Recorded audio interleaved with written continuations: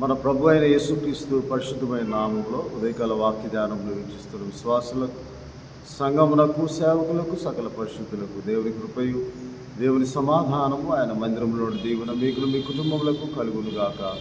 ఆమేన్. ఉదయకాల వాక్య ధ్యానము మత్తయి సువార్త 9వ అధ్యాయము 27, 28, 29 వచనాలను ధ్యానం చేసుకుందాం. యేసు అక్కడి నుంచి వెలుచుండగా ఇద్దరు గుడ్డివారు ఆయన వెంట వచ్చి, దావీదు కుమారుడా, మమ్మల్ని కరుణించుమని కేకలు వేశారు. ఆయన ఇంట ప్రవేశించిన తర్వాత ఆ గుడ్డివారు ఆయన వద్దకు వచ్చి, యేసు, నేను ఇది చేయగలనని మీరు నమ్ముచున్నారా అని అడుగగా, వారు, నమ్ముచున్నాము ప్రభువా అని ఆయనతో చెప్పారు. అప్పుడు ఆయన వారి కన్నులు ముట్టి, మీ నమ్మిక చొప్పున మీకు కలుగునుగాక అని చెప్పినంతలో వారి కన్నులు తెరవబడెను. యేసుక్రీస్తు ప్రభువారు తాను ప్రయాణమై సువార్తను ప్రకటిస్తున్న సమయంలో అనేకులైన వెంబడించారు, అనేకులైన స్వస్థపరిచినట్లుగా కూడా మనం దేవుని వాక్యంలో రోగులను స్వస్థపరుస్తూ, చనిపోయిన వారిని లేపుచు, మరి అనేకులకు దేవుడు అద్భుత కార్యములు చేసి యేసుక్రీస్తు ప్రభు వారు స్వస్థత అనుగ్రహించిన ఆ సమయంలో ఇద్దరు గుడ్డివారు ఆయన అది మార్గంలో వెళ్తూ ఉండగా, దావీదు కుమారుడా, మమ్మల్ని కరుణించుము అని కేకలు వేసినప్పుడు యేసు ఆ ఇంట ప్రవేశించిన తర్వాత ఆ గుడ్డివారు ఆయన దగ్గరకు వచ్చినప్పుడు, నేను ఇది చేయగలనని మీరు నమ్ముతున్నారా అని వారి యొక్క విశ్వాసమును గురించి, నమ్మకమును గురించి యేసుక్రీస్తు ప్రభువారు ఇరుగి ఉండి కూడా వారి యొక్క ఒప్పుకోలును బట్టి వారికి స్వస్థత కలుగుతుందని, మీ నమ్మిక చొప్పున మీకు స్వస్థత కలుగును గాక అని చెప్పడం ద్వారా వారి హృదయంలో ఆయన నామందు ఉంచిన విశ్వాసం యొక్క పరిమాణం ఎంతో దాని ప్రకారము వారికి స్వస్థత కలిగింది. అలాగే మనం అనుదినం చేయు ప్రార్థనలో దేవుడు మన మనస్సాక్షితో మాట్లాడుతూ ఉంటాడు. మనం ప్రార్థన చేసినప్పుడు ఆత్మవశంలోకి వెళ్ళి మనం ప్రార్థన చేస్తున్నప్పుడు దేవుని మాట, ఇది నేను చేయగలనని నమ్ముచున్నారా అన్న ప్రశ్న కూడా మనకు కొన్నిసార్లు వినబడుతూ ఉంటుంది. నమ్ముచున్నాం ప్రభు అని వారు పలికారు. అప్పుడు మీ నమ్మిక చొప్పుననే అని దేవుడు సెలవిచ్చాడు. కాబట్టి ఈరోజు ఆ ప్రశ్న మనము కూడా దేవుడు అడుగుతున్నాడని, యేసుక్రీస్తు ప్రభు అడుగుతున్నాడని, మనం పొందవలసి ఉన్న ప్రతి విధమైన స్వస్థతను బట్టి, దేవుని యొక్క మహిమను బట్టి, ఆయన కార్యమును బట్టి ఆయన మొదట మనలను, మన హృదయములను పరిశీలించి, పరీక్షించి, పరిశోధించి ఆయన తెలుసుకొని ముందుగానే మనకు ఆ నమ్మకము, విశ్వాసం ఉన్నదో లేదో గ్రహించి ఆయన నీ నమ్మిక చొప్పుననే అని మనకు సమాధానం అనుగ్రహిస్తాడు దేవుడు. అందువలన ఆయన నామందు ఉంచిన విశ్వాసం వల్లనే మనకు స్వస్థత అయినను, కార్యసిద్ధి అయిన కలుగుతుంది. మన ప్రార్థనకు సఫలపరచబడు. నీ విశ్వసించిన ప్రకారం నీకు అవునుగాక, నీ నమ్మిక చొప్పున నీకు కలుగునుగాక అని యేసుక్రీస్తు ప్రభువారు, అయ్యా నీవు మాట మాత్రం సెలవిమ్ము అని మత్తయి సువార్త 8వ అధ్యాయంలో ఆ శతాధిపతి వచ్చి యేసుక్రీస్తు ప్రభు చూసి, ప్రభువా, నా దాసుడు పక్షవాయువుతో బాధపడుచు ఉన్నాడు అని అడిగినప్పుడు, నీతో కూడా నేను వచ్చిందని యేసుక్రీస్తు ప్రభు చెప్పినప్పుడు, అయ్యా నీవు నా ఇంట్లోకి వచ్చేటప్పుడు నేను పాత్రుడను కాను అని తను తాను తగ్గించుకొని యేసుక్రీస్తు ప్రభువును వేడుకొనగా, ఆయన ఇశ్రాయేలులో ఇంత విశ్వాసము ఉన్నట్టు నేను చూడలేదని నిశ్చయంగా మీతో చెప్పుచున్నానని చెప్పి, అయ్యా నీవు మాట మాత్రం సెలవిమ్ము, నా దాసుని పరచబడతాడు అని చెప్పినప్పుడు కూడా 13వ వచనం 8వ వచనం అంతా యేసు, ఇక వెళ్ళుము, నీవు విశ్వసించిన ప్రకారం నీకు అవునుగాక. కాబట్టి మనం నమ్మిక చొప్పుననే, మనం విశ్వసించిన ప్రకారమే మనం ఎలాగో ప్రార్థన చేస్తామో ఆ విశ్వాసమే, ఆయన మాట అనబడిన ఆయన వాక్యమే మనలో కార్యసిద్ధి కలుగు చేస్తుంది. మొదటి దశలోనికి రాసిన పత్రిక 2వ అధ్యాయం 13వ వచనంలో, ఈ హేతువు చేత మీకు ప్రకటింపబడిన వాక్యము అది మనుషుల వాక్యం అని ఎంచక దేవుని వాక్యం అని దాన్ని అంగీకరించింది కనుక ఆ అంగీకారం విశ్వాసం ద్వారా మాత్రం మీరు విశ్వసించిన ఆ వాక్యమే మీలో, విశ్వాసులైన మీలో కార్యసిద్ధి కలుగు చేస్తుంది. దేవుని యొక్క కార్యాభివృద్ధి యందు మీరు ఆసక్తి కలిగిన వారే, ఆయన నామం విశ్వాసం ఉంచి ఆయన మాట చొప్పున, ఆయన మాట నువ్వు నమ్మిన ఎడల, అనే మాట నీ నమ్మిక చొప్పున నీకు కలుగుతుంది. ఆయన వాక్యం అనబడిన ఆయన మాట మనము ఆయన వాక్యమని నమ్మి అంగీకరించినప్పుడు అది విశ్వాసంతో కూడిన అంగీకారంతో పొందిన దేవుని చిత్తమును మనం గ్రహించి ప్రార్థించినప్పుడు ఆ వాక్యమే విశ్వాసాన్ని మీలో కార్యసిద్ధి కలుగు చేస్తూ ఉంది అని దేవుని వాక్యంలో. అందుకే మనం అడిగిన వాటన్నిటికంటేనూ ఊహించిన వాటన్నిటికంటేనూ అనే మాట ఎఫెసీ పత్రిక 3వ అధ్యాయము 20వ వచనంలో చదువుకున్న చదువు రాయబడి ఉన్న వాక్య భాగంలో మనలో తన శక్తి కార్యసాధకమైన తన శక్తి చొప్పున మనం అడుగు వాటన్నిటికంటే ఆయన కార్యసాధకమైన శక్తి, దేవుని శక్తి చొప్పున అది మనం నమ్మిక ఉంచడం ద్వారా, విశ్వాసం ఉంచడం ద్వారా దేవుడు మన మనస్సాక్షి ద్వారా నేను చేయగలను నమ్ముచున్నావా అనే ప్రశ్నకు నీ వల్ల నీకు నేనేమి చేయకూర్చున్నానని కూడా యేసుక్రీస్తు ప్రభువు వారు అడుగుతారు. వారు గుడ్డివారై ఉండి ఆయన దగ్గరికి వచ్చారని ఆయనకు తెలుసు. వారికి నేను చూపు పొందకూర్చున్నాను, నాకు స్వస్థపరచము అని వారి ద్వారా దేవుడు వారు అడిగినప్పుడు వారు యొక్క విశ్వాసమును దేవుడు పరీక్షిస్తూ ఉన్నాడు. కాబట్టి మన విశ్వాసమును కూడా దేవుడు పరీక్షిస్తూ ఉన్నాడు. ఎందుకనగా ఆయనకు ముందుగానే తెలుసు మన విశ్వాస పరిమాణం ఎంతో, మనం ప్రార్థించేటప్పుడు ఎంత విశ్వాసంతో మనం ప్రార్థన చేస్తూ ఉన్నాము, అనుమానం కలిగి ఉండి ప్రార్థన చేస్తున్నాము, రెండు తలంపుల మీద ఆలోచన ఉండి ప్రార్థన చేస్తున్నాము, విమర్శకులమై ప్రార్థన చేస్తున్నామా లేదా పరిపూర్ణమైన ఆత్మతో, సత్యముతో, పరిపూర్ణమైన నమ్మకంతో మనం దేవుడిని ప్రార్థిస్తున్నామా అని కూడా ఆయన పరీక్షించడానికి నీ నమ్మిక చొప్పున నీకు జరుగునుగాక, నీ విశ్వసించిన ప్రకారమే నీకు అవునుగాక అని మనకు ఆ బాధ్యతను అప్పగిస్తూ ఉంటుంది. కాబట్టి అందుకే యేసుక్రీస్తు ప్రభువారు యోహాను సువార్త 11వ అధ్యాయంలో మార్తను నీవు నమ్ముచున్నావా అని అడుగుతాడు. అయ్యా నీవు ఇక్కడ ఉండిన ఎడల నా సహోదరుడు చనిపోయేవాడు కాదు 11వ అధ్యాయం. అప్పుడు యేసుక్రీస్తు ప్రభువారు నీ సహోదరుడు మరలా లేచునని చెప్పినప్పుడు ఆమె పునరుద్ధానమందు మరలా లేస్తాడని నాకు తెలుసు, నీవు మరలా వస్తావని, మస్సియావని నాకు తెలుసు అని చెప్పినప్పుడు పునరుద్ధానము జీవం నేనే, నా యందు విశ్వాసం ఉంచేవాడు చనిపోయినను బ్రతికి నా యందు విశ్వాసం ఉంచేవాడు అన్నటికీ చనిపోడని నీవు నమ్ముచున్నావా అని ప్రశ్నాడు.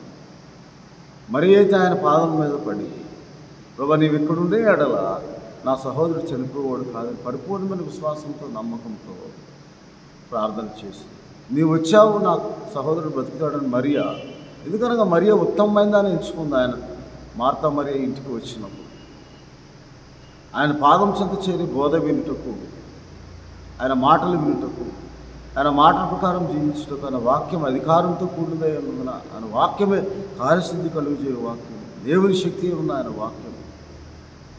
కాబట్టి ఆ వాక్యం మీద నమ్మిక ఉంచి రాదు. అయినను మార్త మరలా యేసుక్రీస్తు ప్రభు మార్తను నీవు నమ్మినడల దేవుడి మహిమను చూస్తావు అని ఆమెతో చెప్పిన ఆ నమ్మకమే దేవుని మహిమ కార్యములను మనం చూడగలదు. అందువలన నీ నమ్మిక చొప్పునే నీకు జరుగుతుంది. దేవుని మహిమను చూడగలిగిన నమ్మిక మనకు కావాలి. ఆ మహిమ, ఆ ప్రత్యక్షత యేసుక్రీస్తు ప్రభు అయి ఉన్నాడని కొలసీలకు రాసిన పత్రిక 1వ అధ్యాయం 27వ వచనంలో యేసుక్రీస్తు మనకు మహిమయు నిరీక్షణమై ఉన్నాడని, యాకోబు పత్రిక 2వ అధ్యాయం 1వ వచనంలో మహిమా స్వరూపైన యేసుక్రీస్తు నామమునందు విశ్వాసం ఉంచిన వారికి ఆయన మన నమ్మిక చొప్పున మనలో కార్యసిద్ధి కలుగజేయబడుతుంది. నీ నమ్మిక చొప్పున నీకు కలుగుతుంది. నీ నమ్మిక చొప్పున నీకు అవునుగాక, నీకు విశ్వసించిన ప్రకారం నీకు జరుగునుగాక.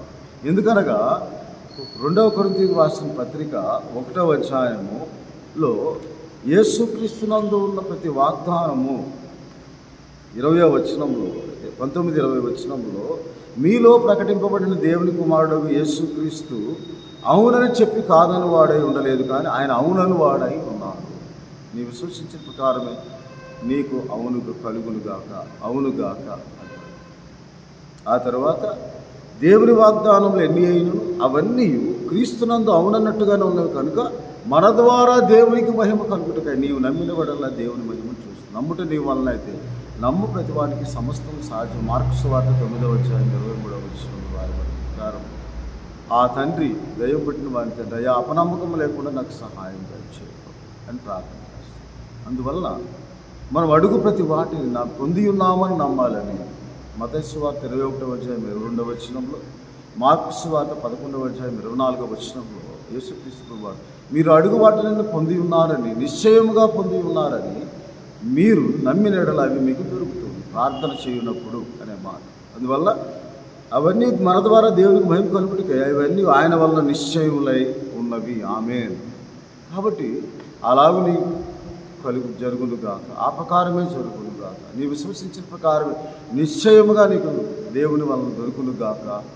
ఆమేన్ అని అర్థం. కాబట్టి మన అపమ్మ లేకుండా మన సహాయము పొందుకోవడానికి పరిశుద్ధాత్మ దేవుడు అవిశ్వాసులైన బిడ్డలారా నా ఎద్దుకు తిరిగి రండి, నేను మీ అవిశ్వాసమును బాగు చేస్తానంట, మీ విశ్వాసమును బాగు చేస్తాను. లూకా సువార్త 17:1 అయ్యా మా విశ్వాసమును వృద్ధి పొందించుము ప్రభువా అని శిష్యులు ప్రార్థన చేస్తారు. ప్రార్థించడం మాకు నేర్పు ప్రభువా అని అడుగుతారు. కాబట్టి మనం కూడా ఆత్మీయంగా మనం ఎదగటానికి దేవుని కార్యము మన జీవితంలో జరిగించబడతాం. ఆయన కార్యసిద్ధి కలిగి తన క్రియాశక్తిని బట్టి మన విశ్వాసము దేవుని శక్తిని ఆధారం చేసుకొని 1 కొరింథీ 2:4 రాయబడింది.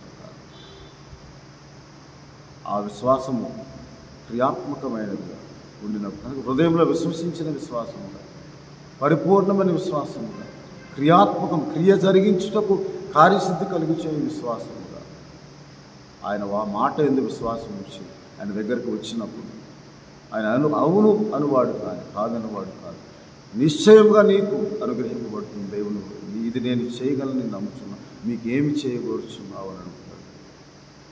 మనస్సాక్షి మెల్లని స్వరంతో మనస్సాక్షితో మనం ఆత్మవశంలోకి వెళ్ళినప్పుడు ఆయన మాట్లాడు.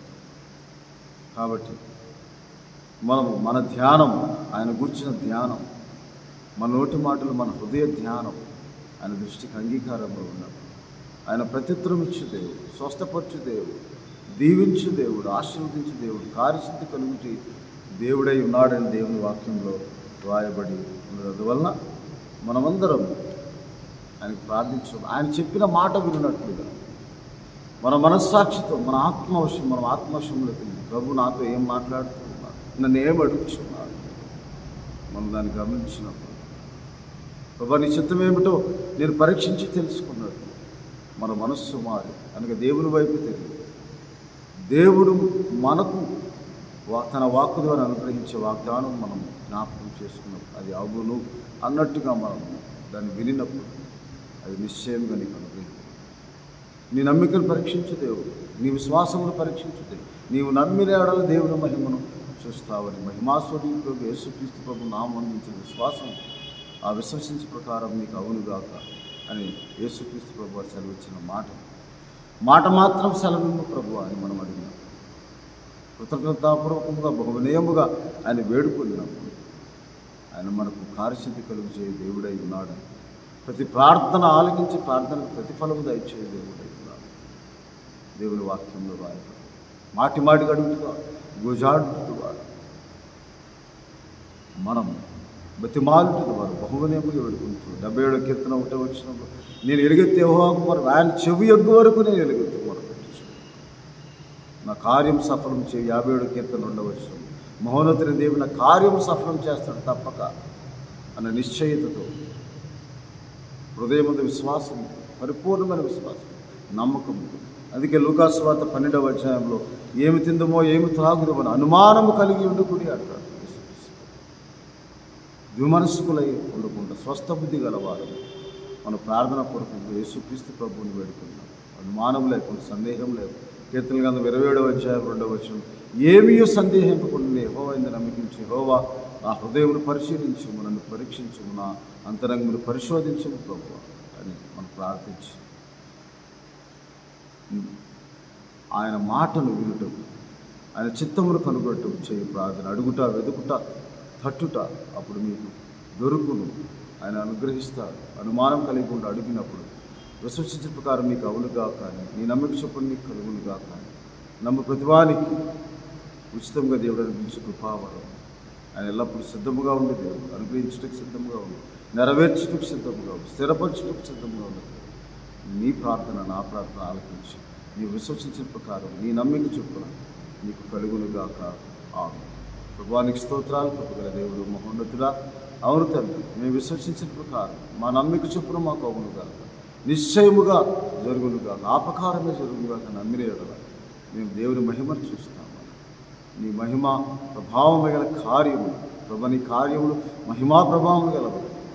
నీ క్రియలు గొప్పవి తండ్రి. నీకు స్తోత్రం. ప్రతి ఒక్కరి జీవితంలో వారి జీవితంలో ఏది అవసరమో మీరు అనుగ్రహించి ప్రభు ప్రతి ఒక్కరికి మీ కార్యసిద్ధి కలుగు చేయు క్రియాశక్తిని చొప్పున మా విశ్వాసం క్రియాత్మకంగా ఉండి విశ్వసించిన ప్రకారమే ప్రతి ఒక్కరికి అవునుగాక. ఆమేన్. మన ప్రభువును రక్షకుడైన యేసుక్రీస్తు ప్రభువు కృపయు సమాధానం దేవుడు మీ తలంపులకు, మీ ఆలోచనలకు, మీ ప్రార్థనలకు కావలి ఉంది. మీ ప్రార్థనలు సఫలపరిచి మిమ్మల్ని ఆశీర్వదించునుగాక. ఆమేన్. దేవుడు మిమ్మల్ని దీవించునుగాక. ఆమేన్.